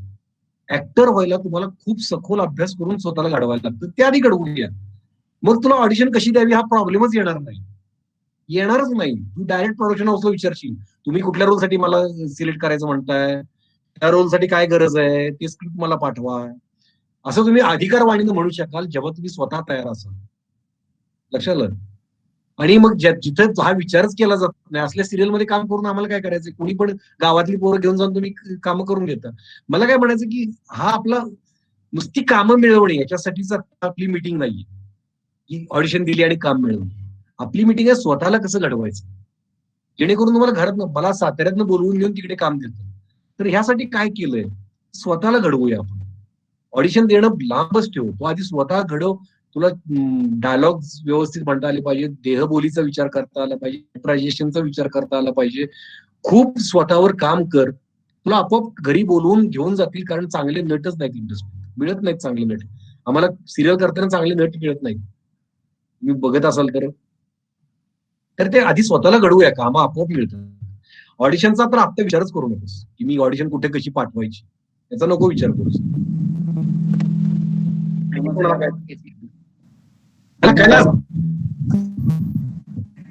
कसा आहे बाबा, किती वर्षांनी दिसतोय तू, बोल बोल. अरे आपण दोघं भाऊ हो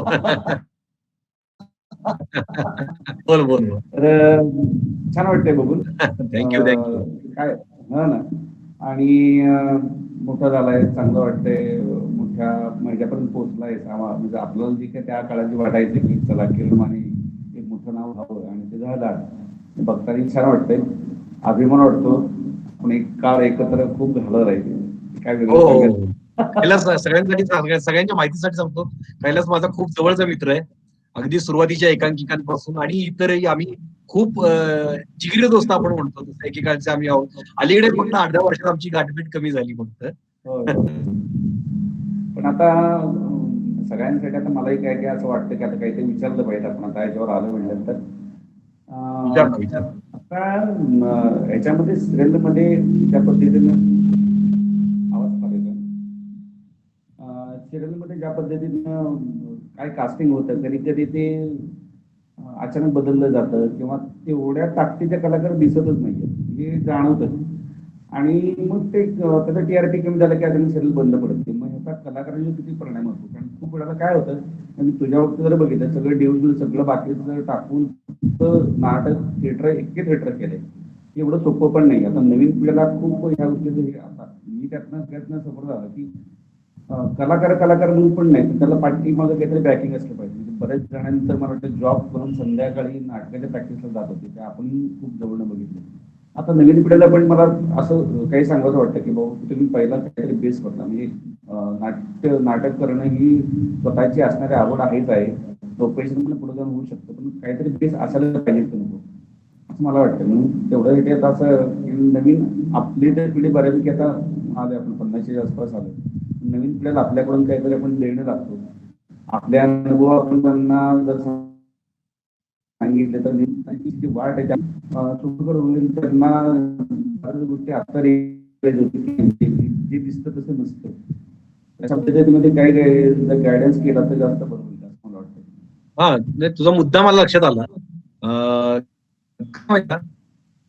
आपण एक ठरवलं पाहिजे, आपण या मीटला जी आलीत माणसं, की मला असं वाटतं की आता टीव्ही बघायचं सोडून, मोबाईलवर सोशल मीडियावर काहीतरी टाइमपास करायचं सोडून, अशा मीटला जी माणसं येतात ना, ती खरोखर चाकोरी मोटारी माणसं आहेत, वेगळी माणसं आहेत, वेगळा विचार करणारी माणसं आहेत.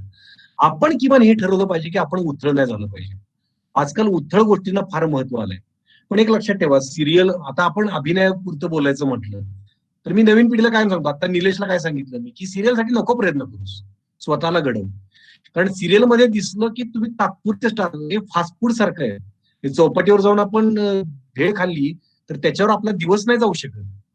ती तात्पुरती चटपटी तेवढ्या वेळापुरती जिभेची त्यावेळेपुरती आपली चव भागवण्याचं काम ती करतं, आपलं मजा म्हणून. भेळ खाल्ली, पाणीपुरी खाल्ली, तसं सिरियल आहे. नाटक सिनेमा हे जेवण आहे, पूर्ण व्यवस्थित पौष्टिक जेवण, आहार आहे नाटक सिनेमा हे. आणि सिरियल हे फास्ट फूड आहे. तर ते आपल्याला कळलं पाहिजे. आणि सिरियल आज संपली, तुझी सिरियल संपली, टीव्हीवर दिसायचा बंद झालास की तुला परत कोणीही ओळखत नाही. माझे कितीतरी मोठमोठे मित्र आहेत, त्यांना परत कोणी ओळखत नाही. आणि सिरियलचं क्षेत्र टॅलेंटवर नाही चाललं. म्हणजे तुम्ही म्हणता की अचानक कोणाला तरी काढून टाकतात, तर सिरियलचं क्षेत्र टॅलेंटवर नाही चाललं, चॅनेलच्या मर्जीवर चाललं सिरियलचं क्षेत्र. नाटक आणि सिनेमा फक्त आणि फक्त टॅलेंटवर चालतं. नाटक आणि सिनेमा फार महत्वाचं आहे, कारण ते तुमच्यातला सगळा ताकदीचा माणूसच इथे टिकू शकतो. ताकदीचा माणूस. मला सिरियल मधला गाजलेला ऍक्टर सांगा, ज्याच्या कुठल्या, तुम्ही आज चला हवा येऊ द्यामध्ये जे कलाकार बघतात त्यांचे सिनेमे बघायला किती जण जातात?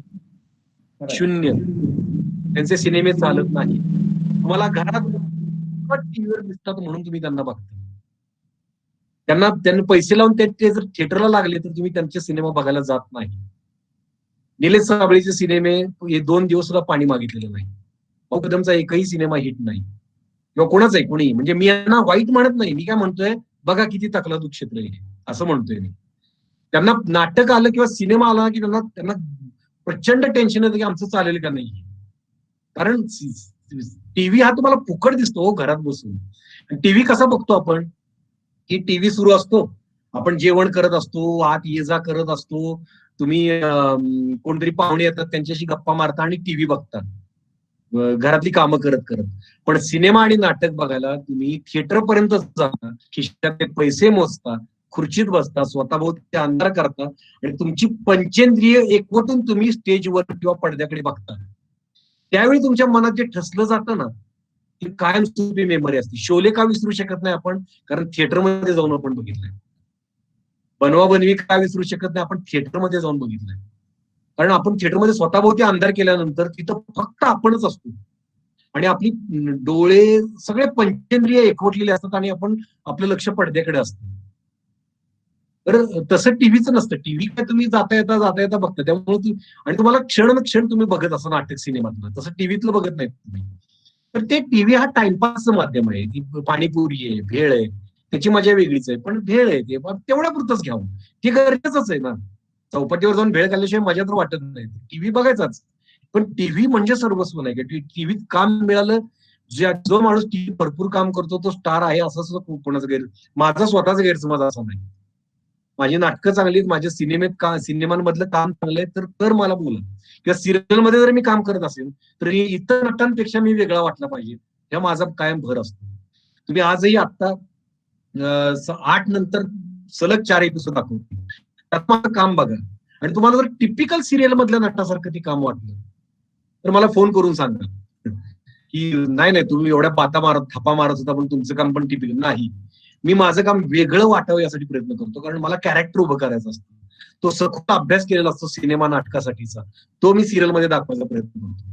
आणि म्हणून तर म्हणतो की सिरियल मध्ये दिसतं कुणीही माणूस, आता आपल्या मीट मध्ये असलेला कुणीही माणूस ज्याला कॉन्फिडन्स आहे ना 4 वाक्य बोलायचं, त्याला मी सिरियल मध्ये उभा करू शकतो. पण नाटका सिनेमात मी कुणाला उभं करू शकत नाही, कारण तिथं फार ताकद लागते.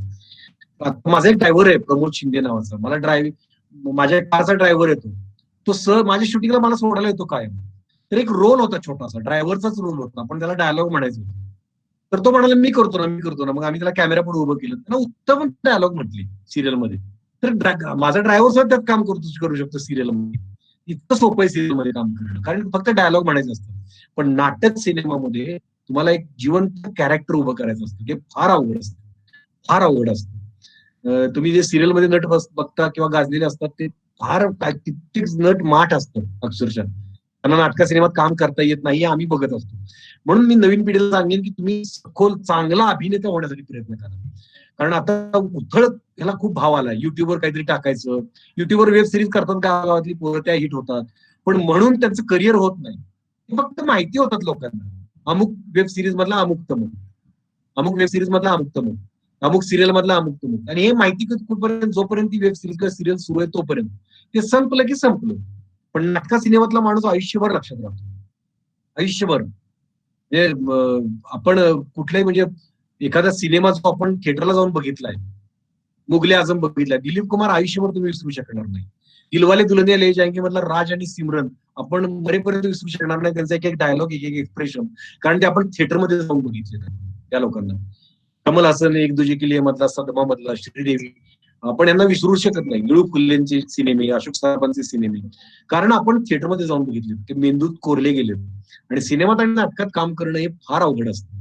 त्यासाठी तुम्ही स्वतःला केलं की मग तुम्ही कुठे, जसं शास्त्रीय संगीत जर शिकलात तर तुम्ही उडत्या चालीची गाणी छान म्हणू शकता, पण बेस हा नाटकातनं तयार होतो. मग सिरियलमध्ये पण काम करू शकता तुम्ही, सिनेमात पण आधीच सिरियलमध्ये काम केलं ना तुम्ही आणि सिरियलमध्ये हिट झालं तर तुम्ही शिकण्याची प्रोसेस थांबते आणि नाटका सिनेमात तुम्हाला काम करता येत नाही. सिरियल संपली की करिअर संपलेले असंख्य लोक आहेत. रामायण सिरियल सुरू होती त्यावेळी अरुण गोविलची किती क्रेज होती. आता अरुण गोविल तुम्हाला कुठे दिसतो? सास भी कभी बहू थी मधला तो एक जण ऍक्टर होता, तो त्याला बदलला होता, चेंज केला होता, तर लोकांनी चॅनलवर बहिष्कार टाकला, मग त्याला परत घ्यायला लागला. अमर उपाध्याय दिसतो आता कुठे आपल्याला? एवढा लोकप्रिय अभिनेता होता. नाही, सिरियल मधलं आयुष्य हे तात्पुरतं असतं, पण सिनेमा नाटकातलं आयुष्य हे कायमस्वरूपी ठसणार असतं लोकांच्या मनावर.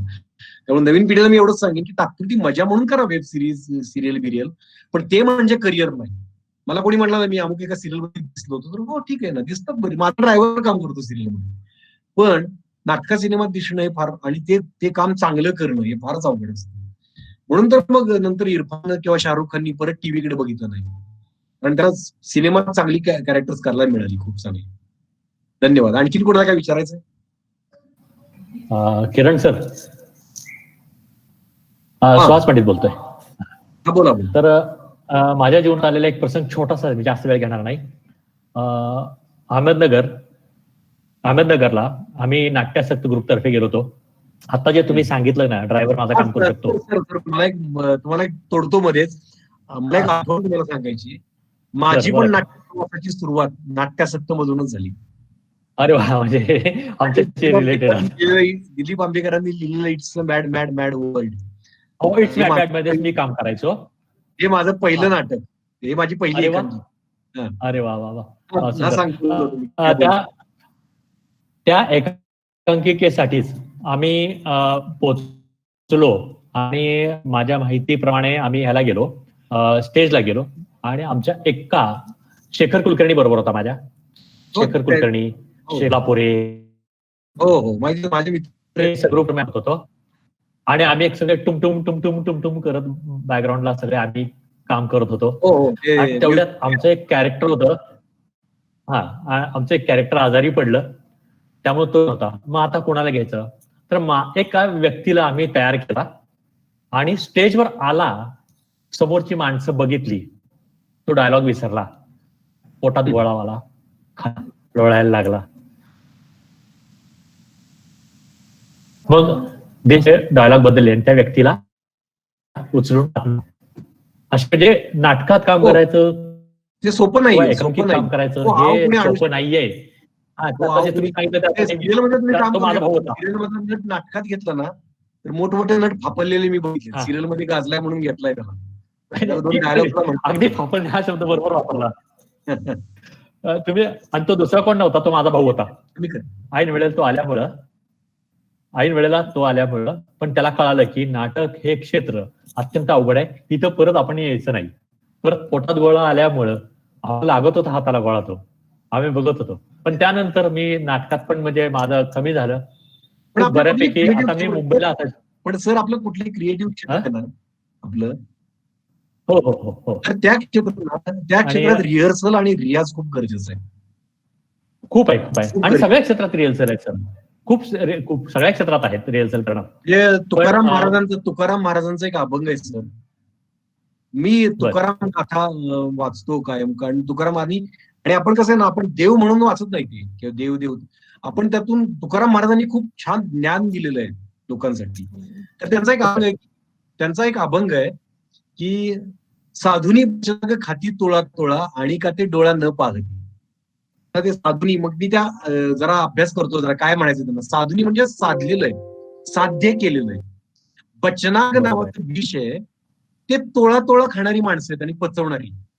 बचनाग हे नागाचं विष असतं, कोबऱ्याचं विष असतं, तोळा तोळा खाऊन पचवणारी माणसं आहेत, कारण त्यांनी तो साध्य केलेलं आहे. साधुनी बचनाग खाती तोळा तोळा, साध्य केलेलं आहे त्यांनी, साध्य केलेलं आहे. साधुनी बचनाग खाती तोळा तोळा आणि का ते डोळा न पाहती, बघताना भीती वाटते. साधुनी भुजंग धरितील हाती आणि के कापती देखून या. साप हातात धरणारी माणसं आपण बघतो पण आपल्याला भीती वाटते. पण साध्य केलेलं त्यांनी काय शास्त्र आहे त्यामागे. साप हातात कसा, सापाला स्पर्श कसा करायचा, तो साप चावू नये म्हणून ते कशा कितपत त्याला त्याच्यावर दाब द्यायचा आणि कसा पकडायचा, त्याचं सापाचं तंत्र काय असतं, तो कसा चावू शकतो, तो कसा चिडू शकतो, याचा अभ्यास करायचा असतो आणि मग तो भुजंग हातात धरता येतो त्या माणसाला. साधुनी भुजंग धरती राहती आणि के कापती देखून या. बघताना सोपं वाटतं की त्या माणसानं साप पकडला, पण त्यामागे त्यानं केलेला अभ्यास माहित नसतो आपल्याला. आणि मग शेवटी तुकाराम महाराज म्हणतात, असाध्य ते साध्य करिता सायास, असाध्य गोष्टी साध्य करण्यासाठी असाध्य ते साध्य करिता सायास, कारण अभ्यास तुका म्हणे. अभ्यास करणं फार गरजेचं आहे. म्हणजे नाटकासिनेमा काम करणं, त्याचा अभ्यास केल्यानंतर असाध्य गोष्टीही आपण साध्य करू शकतो. पण त्यामागे रियाज खूप महत्वाचा आहे, रिहर्सल खूप महत्वाची आहे. ते साप पकडताना खूप वेळा त्यांना बिनविषारी सापावर प्रयोग करायला लागतो, तो साप चावतो त्यांना बऱ्याचदा. अशा सगळ्या गोष्टी करून मग त्यांना तो साप, तसंच कलेच्या क्षेत्रात कुठलीही कला जोपासणं म्हणजे ते त्याचा अभ्यास खूप गरजेचा आहे. हॅलो, कुणाला काही प्रश्न आहेत का? अनिरुद्ध सर बोला. तुला स्वतःहून काय विचारायचं वाटतं ते विचार. ते नको मुस्कान काय बोलणार आहे मला वाटतंय. हा, मुस्कानला बोलायचं. बोलू देत बोलू. तुम्ही शिबिर केले होते तिकडे, शाहरुख खान आमिर खान यांनी सुद्धा शिबिर केले, तर हा महत्वाचा मुद्दा राहून गेला होता.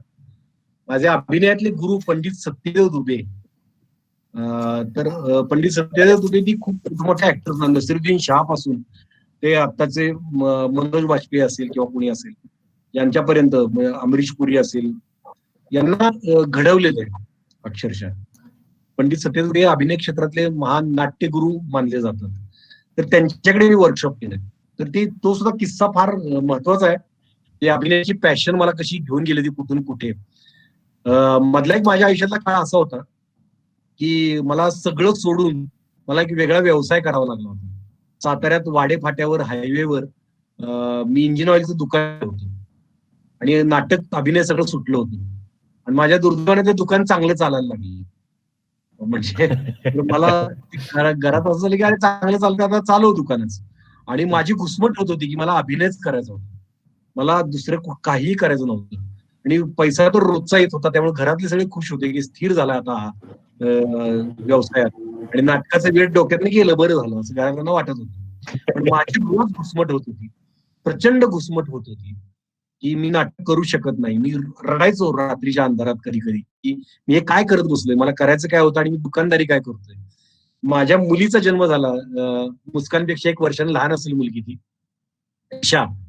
आणि ज्या दिवशी तिचा जन्म झाला मी दुकानात चालतो स्कूटर घेऊन आणि मी ते बाळ हातात घेतलं आणि मला असं वाटायला लागलं की ही मुलगी जेव्हा मोठी होईल, तिला विचारते की तुझे बाबा काय करतात, तर ती म्हणाल माझ्या बाबांचं इंजिन ऑइलचं दुकान आहे हायवेवर. तर मी म्हटलं असं नाही, तिने म्हटलं पाहिजे की माझे बाबा ऍक्टर आहेत. आणि माझ्या डोळ्यात पाणी आलं की माझी ओळख काय असणार आहे पुढे जाऊन.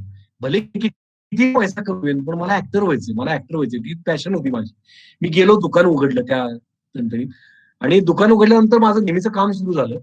तर एक रद्दीचे पेपर वर ठेवलेले असतात, रॅक वर ठेवलेले होते दुकानात. त्यातलं एक फॅन सुरू केल्यानंतर एक पेपर उडून खाली पडला, पेपरचं एक पान जुन्या रद्दीतल्या कालच्या पेपरचं, ते पुन्हा वर ठेवलं. पुन्हा काम करत बसलो, पुन्हा ते पान खाली पडलं. मी ते परत वर ठेवलं. तिसऱ्यांदा पडल्यावर पुन्हा पडल्यानंतर मी ते टेबलवर ठेवलं. म्हटलं जेवण करताना मला टिफिन घेऊन यायचं मी दुकानात. तर ते उघडल्यानंतर तर खाली घ्यायला पेपर होईल म्हणून तो तिथंच ठेवला. तर अचानक जेवण करताना ना मला एक जाहिरात दिसली, छोट्या जाहिराती असतात पेपरमध्ये, की पंडित सत्यदेव दुबे यांची अभिनय कार्यशाळा पुण्यात आहे.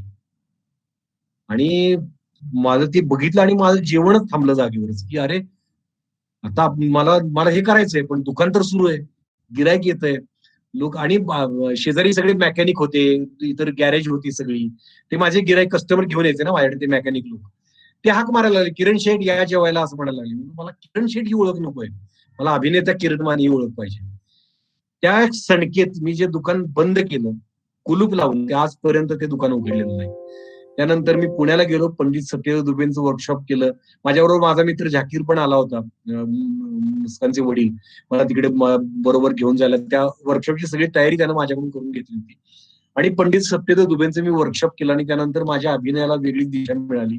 पण त्यावेळी दुकान बंद करणं हा खूप मोठा आणि अवघड निर्णय होता. तो सोपा निर्णय नव्हता.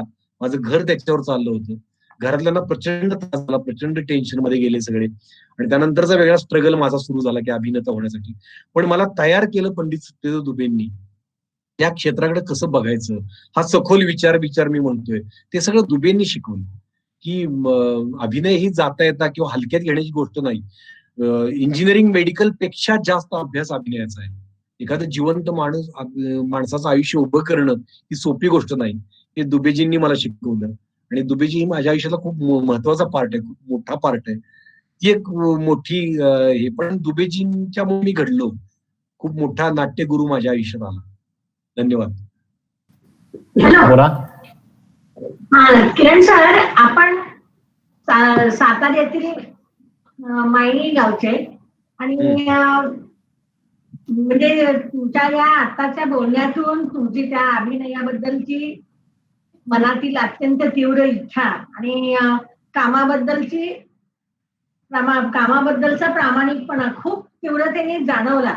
पण आपण जेव्हा पुण्या मुंबई सारख्या ठिकाणी गेलात आणि नाटकांमधनं कामाला सुरुवात केली, किंवा म्हणजे स्टेजवर उभं राहणं ही गोष्ट सोपी नाही, आणि या मोठ्या मोठ्या नटांसमोर जेव्हा तुम्ही आहात त्यावेळेचे तुमचे अनुभव काय होते नेमके? तुम्हाला आपल्या भागातनं गेल्यानंतर असं कुठं जाणवलं नाही ना की आपण या पुण्या मुंबईच्या लोकांसमोर कुठं कमी पडू का, असं नाही ना वाटलं?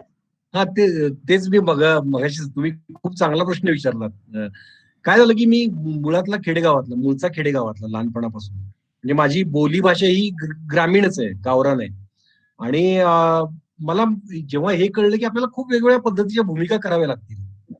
मला समजा म्हणजे मी एक वंदना गुप्ते बरोबर एक नाटक केलं, प्रशांत दामले, वंदना गुप्ते आणि मी, श्री तशी सौ. तर त्यात प्रोफेसर पटवर्धन म्हणून भूमिका होती माझी, आणि मराठीचा प्राध्यापक होता तो.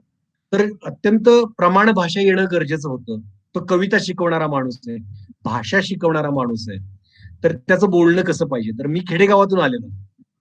तर मी हेच मगाशी पण तरुण पोरांना सांगत होतो की तुम्ही स्वतःला घडवा.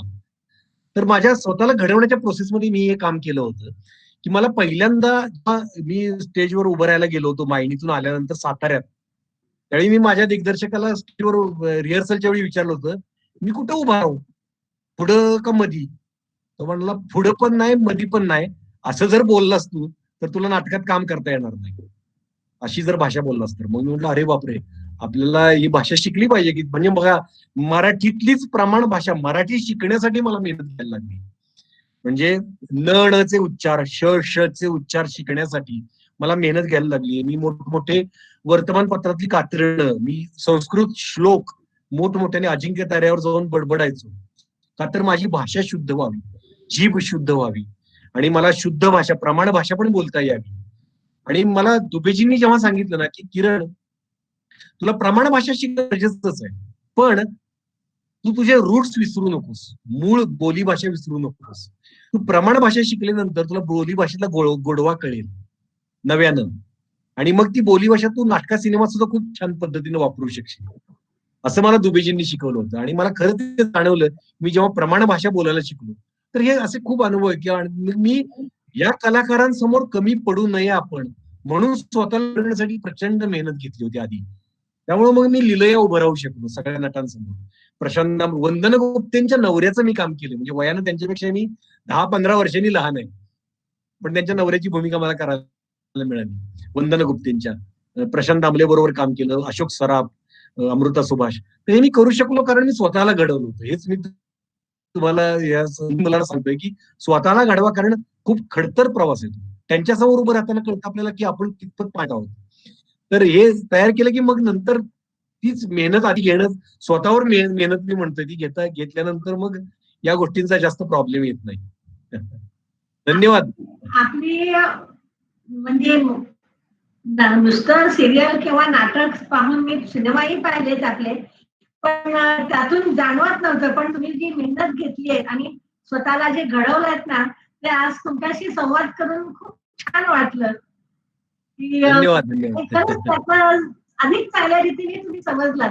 बरं वाटलं. Thank you so much.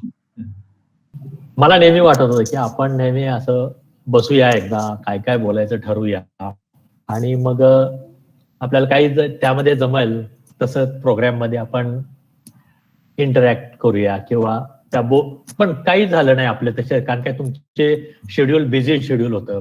तुम्ही काल वरून डायरेक्ट इकडे आलो आणि आता हे झालं की मी शूटिंगला जाणार आहे लगेच वाईला. हो, तर ते सगळं तुमचं इतकं बिझी शेड्यूल मध्ये तुम्ही आलात आणि आता इतकं सुश्राव्य, त्याला काय म्हणताल, खूप सुंदर प्रकारे तुम्ही सगळ्यांच्या प्रश्नांना उत्तर दिली. आणि त्याला काय आणखीन एक मला शब्द असा तुमच्याबद्दल पडतो की आपण एक त्याला काय म्हणतात की तारतम्यासह सगळं सामावून घेणारे तुम्ही अत्यंत मोठे अभिनेते आम्हाला आज मिळालात. मी आणि तुमच्या ह्या माझ्या अकॅडमीच्या, मला बरंच वेळा म्हणायचे झाकीरबाई की माझा मित्र आहे, आपण त्याला बोलूया कधी पण. आज ते तुमचे मित्र आहेत, पण आज आमचं भाग्य आहे की आज आमच्यासाठी त्यांनी वेळ काढलेला आहे.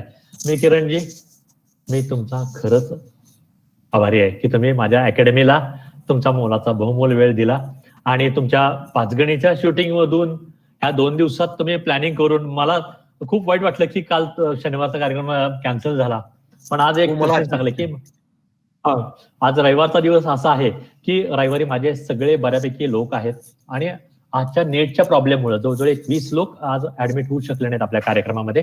मी तुमचं शतशः आभारी आहे की तुम्ही माझ्या अकॅडमीमध्ये तुम्ही बोललात. मी झाकीरबाईंचे पण आभार मानतो की झाकीरबाईंनी नुसताच अभिनेता नाही तर खूप मोठा हिरा आम्हाला आज दिला. आम्हाला त्याचा आज अलभ्य लाभ झाला, त्याबद्दल मी झाकीरबाईंचा पण आभारी आहे. झालं सर आमची मुस्कानची पण आतून खूप इच्छा होती की किरण काकांना सगळ्यांच्या समोर आणायचं. मी अकॅडमीच्या वतीनं मी खूप आभारी आहे सर. धन्यवाद. मला पण तुम्हा सगळ्यांशी बोलून खूप बरं वाटलं, कारण अशा गोष्टी ऐकायला श्रोते मिळणं हे सुद्धा खूप मोलाची गोष्ट असते. मला माहित होतं की जर माझ्यासाठी एवढं जर तुम्ही अरेंज करताय तर मला तेवढा वेळ काढलाच पाहिजे, कारण अशी माणसं खूप कमी असतात की ज्यांना खरोखर उत्तम ते हवं असतं.